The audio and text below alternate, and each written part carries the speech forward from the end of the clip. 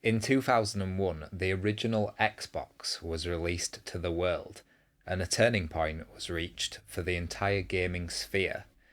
Competing fiercely with the previous year's PlayStation 2 and releasing almost simultaneously with Nintendo's GameCube, Microsoft had their work cut out for them, especially as the only American company to produce a major gaming console since the Atari Jaguar in 1993.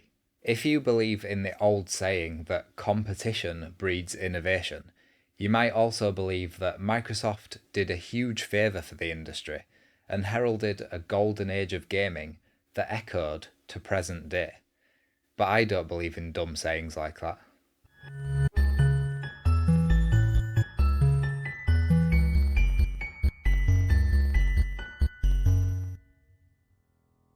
One thing about Japanese culture that I admire is that competition, whilst not necessarily being seen as a bad thing, is held in lower regard than collaboration. Big businesses in Japan will often come together for joint promotions or share innovative ideas between themselves. Microsoft, on the other hand, is an American company, and if there's one thing we know about Americans as a society, it's that they have to be either the first or the best. Xbox couldn't really be the first console for obvious reasons, but it could be the best, and through sheer power and technical specs, it was. But Microsoft's problem as a new entry into the gaming sphere was twofold: brand recognition and games. Almost everyone of my generation and up was intimately familiar with either Sony, Nintendo, or both. But as for Microsoft, we just knew them as the company that made extremely boring office software. Many older people did not even have IT as a compulsory subject in school, so Microsoft was low on street cred. And on top of that, gaming was yet to become the universal medium it is today. It was still in the realm of nerds or geeks, or as the bullies at my school like to call it, gay. Some of them might have played a game like FIFA, but wouldn't be caught dead with something akin to Assassin's Creed. Nowadays, you can't set foot in a game shop without a couple of chavs talking across the way about how, "Here mate, you played new Assassin's Creed? Oh fucking hell man, it's so fucking banging cause map is even bigger than last one innit?" But I digress. The point is that in 2001 there was a massive untapped audience that had not yet discovered the beauty of video games. And oh boy, were they the kind of people to be susceptible to advertising. So I went digging for articles covering Microsoft and Sony's advertisement expenditure and found that overwhelmingly, Microsoft had spent more than its two competitors. This ranged from 50% to multiple times more than Sony throughout the Xbox and 360 eras. There have been a few select years, such as 2014, where Sony has spent more, and also they are pushing the PS5 ads to the extreme. I mean, they have to, there are no games for the system, but these Sony spending sprees are few and far between. In addition, if there's one thing Microsoft has over its rivals, it's stacks and stacks of cash. In 2019, Microsoft reported profits of $126 billion compared to Sony's $643 million. Let's not forget that the PlayStation accounts for around 78% of Sony's profits. The rest of their branches barely break even at the best of times, despite Sony's massive consistent push towards innovation in tech. Not to mention, they have always had a policy to put 6% of their profit straight back into R&D. So, with the launch of the original Xbox, Microsoft did exactly what you would expect of a giant American corporation. It threw so much money around on advertisements, it practically erased PlayStation from existence, as far as the media were concerned. I don't even need to refer to statistics on this one, I remember vividly. An ad break would interrupt my daily dose of Kenan and Kel or Sabrina the Teenage Witch, telling of the new game hitting the shelves soon, the box in the corner showing the Xbox version of the game at the very front with PlayStation hidden behind. Then the Xbox logo and tagline would proudly show at the end of the ad. just in case people weren't getting it, you want to play this on the Xbox, and it may just be the only way to play. Oh good, you're back at the eggs. Oh, you said eggs. Yeah. I thought you said Call of Duty Modern Warfare 3. So alongside this systematic attack on PlayStation, Microsoft had also seduced a new generation of gamers onto the scene with their advertising campaigns. This was no longer the realm of the computer nerd playing Doom or Quake on PC over LAN, but an accessible, near-instant portal into a world where everyone made the right decision Microsoft was banking on to buy into this Xbox echo chamber. Because let's also remember that this is pre-Gamergate, pre-Doritos Gate, and no matter your opinion on those movements, it's a known fact that journalists from outlets such as IGN and GameSpot were taking handouts from video game companies and being shipped off to luxury accommodation at press events.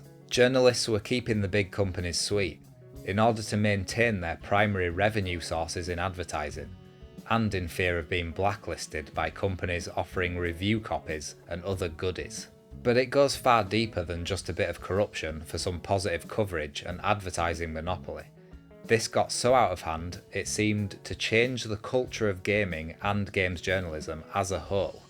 By the time of the Xbox 360, it was practically assumed by most in the industry that Xbox was the default way to play. Games started being developed with Xbox in mind first and foremost, then ported to the PS3 after the fact. The worst outcomes of this were games like Skyrim, the PS3 version of which remains completely broken to this day. It constantly freezes, making you need to hard reset your PS3. Yet, even when multi-platform games ran perfectly well on PS3, the increasing social pressure from the main user base of places like GameSpot and IGN caused an echo chamber to form around the very idea that Xbox was the superior console for game development. The best example of this is the Orange Box, a compilation of Portal, Team Fortress, and most importantly, Half-Life 2. It's a game I was hesitant to buy for years, due to reviews of the game ubiquitously claiming that the PS3 version suffered from constant frame rate issues and bugs, and that the Xbox version was of course superior in every respect. Now, unless I am the luckiest Half-Life fan in the universe, this is complete slander, and should have been met with legal action, to be honest, because guess what? I played the Orange Box on PS3 and it ran flawlessly from start to finish with not a single bug encountered, apart from the antlions of course. But what's been happening more recently? Well, PlayStation came under fire for withholding Spider-Man from the roster of the multi-platform Marvel game from Square Enix. Ugh. The game looks awful generally, so I don't really care. But the point is that this kind of thing was started by Microsoft. For instance, Final Fantasy didn't get bought by Sony like people tend to claim. The developers of Final Fantasy VII knew that the N64 just wasn't going to cut it, so the way to bring their vision to life was only through PlayStation. Not so with Sonic 06 or Tomb Raider Underworld, which did remain multi-platform, but the former having reports of Microsoft rushing the timed exclusive for a holiday release in one of the most notoriously buggy and unfinished states gaming has seen. The latter, already an extremely short game with plenty of bugs and scrapped features that were promised pre-release, had an entire story segment integral to explaining a key plot point that could only be downloaded as DLC on the Xbox 360. I will probably never get to play this segment now, as I'm sure it will soon be moved off the store as the Xbox 360 moves into the realm of retro gaming.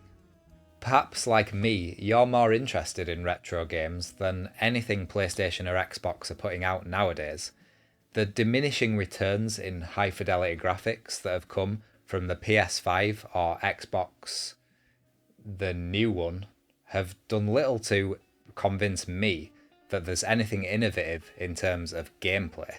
Any current gen game could have been played on previous gen consoles with no difference to the enjoyability of the game itself.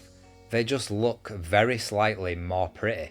An argument can be made too that this need for new console generations was born of the constant debate over which console is more powerful, and before Microsoft came about, the games and the gameplay were most important. After all, the GameCube was more powerful than the PS2, and Dreamcast more than the PS1, with a better graphics card than the PS2 to boot. But PlayStation still came out on top in both cases. As I've covered in my PlayStation Magazine videos, developers and publishers alike believed in the power of the PlayStation. They didn't need to be bought, and the money was being reinvested constantly in the PlayStation ecosystem, not pissed away on advertising.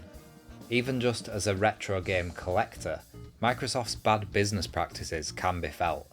You've probably seen the Games for Windows Live logo on PC games released between 2007 and 2014. These are physical games with an always online requirement tied to Windows Live, a now defunct service.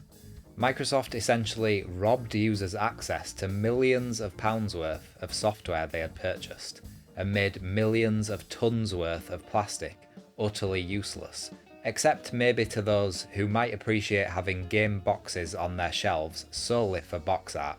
People worry today that eventually Steam may go offline and everyone will lose access to all of their games. Well, this already happened with Microsoft's online service, so their fears are well founded. But you may believe that Microsoft at the very least has innovated the online gaming space through their Xbox Live service. I believe this was only a case of Xbox Live being the more popular service that came at a time when gaming entered the mainstream. You could say that the PlayStation 1 brought gaming to the mainstream depending on your perspective, but Xbox Live was certainly the thing that brought online gaming into the limelight. With it came DLC, Day 1 patches, tacked on multiplayer modes for single player games that had no business having them, and so much more that would plague the industry for years to come. Meanwhile, PlayStation offered a completely fine online experience at no charge, until they lost me completely to PC gaming with their now mandatory PS Plus online pass. Innovation though? We'd probably have to forget about the PS2 and Dreamcast add-ons allowing online play in games like Metal Gear Solid 3, Time Splitters and Phantasy Star. Once the PS3 came along, I spent more time using it to play MGS3 online than any other multiplayer game on that system. So advertising has remained Microsoft's one and only fallback, but it's only recently that they've started investing huge sums of money, not in creating their own new studios to take full advantage of Xbox hardware, but simply purchasing well-known studios outright in hopes that they can entice players to buy into the Xbox ecosystem. So far, this has not gone well for one of my prior favourite studios, Ninja Theory. Xbox promised upon their acquisition that they loved the studio's output and that Ninja Theory would be free to create whatever they wanted with an unlimited budget to boot. As the studio is known for their story-driven games that push the boundaries of game design tech, like motion capture and sound design, I somehow doubt that whatever game they wanted to make was a MOBA game attempting to compete with the likes of Overwatch, almost guaranteed to fail in such an insanely saturated market. Also worth noting, this game came out extremely quickly. After a time when Xbox was being heavily criticised for having basically no exclusive games coming out, since they cancelled several staple and high-profile games like Fable and Scalebound. I also didn't see much in the way of advertising from this purported unlimited budget they promised Ninja Theory. I think if I were to sum up why I don't find Xbox that interesting, it would be the lack of innovation. They have coasted on being the system that people use to play Call of Duty for most of their formative years. The series itself has stagnated for years, offering nothing new to its fans besides a new selection of predatory microtransactions. Xbox have driven the few exclusives they do have into the ground by putting the majority of their funding into buying up studios and advertising, as shown with the shocking production values of the new Halo game when compared to anything Sony studios offer. Time and time again, they have failed to innovate and show me the kinds of gameplay, not just graphics, that their studios are capable of creating. It's the gameplay that matters in the end. And if ever Xbox delivers on the next gen promise that we keep getting fed, I will be there to cheer them on.